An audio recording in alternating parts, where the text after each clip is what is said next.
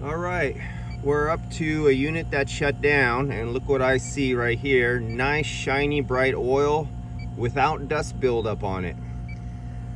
Now let's go over the history of this. I have made videos on this place before, and one of the last ones was this unit right here where I recharged it because we put a new air handler in.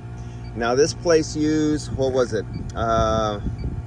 A lot of sulfur at one time for burning, for sterilization, to get rid of fungus and mold and stuff like that. And a lot of their circuit boards are covered with sulfur, so are the copper coils. That was the only thing. This thing went for years, continuous, 24/7 around the clock, non-stop, except for this one problem in 10 of 22. So I made a video on this one.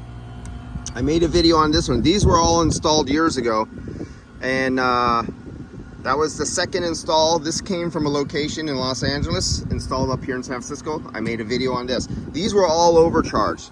This was overcharged. That was several pounds overcharged, and it was shutting down in the summertime. See, I always write on them all over the place, all my history. And I think on the back I have more writing back there.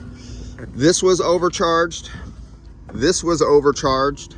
This was overcharged. And each one of these I totally drained out and recharged. And we did the adder by the foot length and the manufacturers, and so all these were good. They burned out the motor in this one that used to be right here twice. They burned out the motor in this one that used to, and these are getting scrapped for aluminum.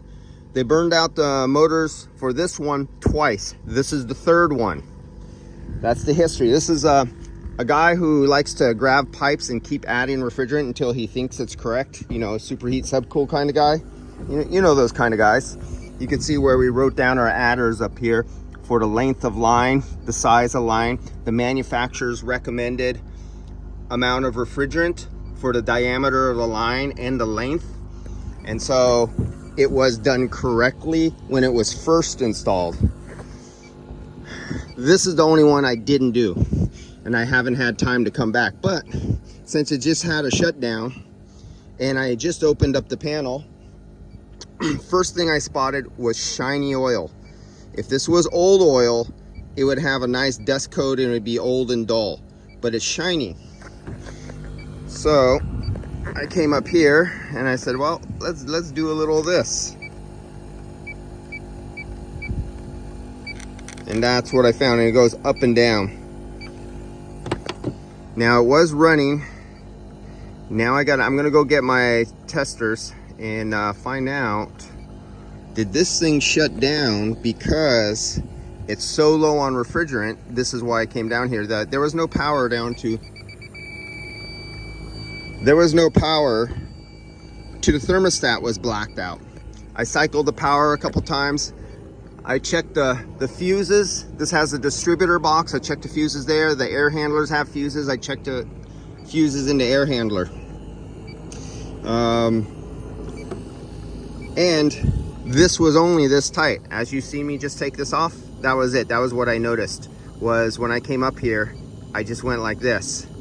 And when I work on a system, I tighten them down, I snug them up, and then I come back with alcohol or a light detergent and a degreaser, and I scrub and I wipe down my area so there's no oil residue. So when I come back a year or 2 years later and I look at the system, I didn't leave a residue from disconnecting and connecting my gauges and get fooled thinking there was a leak.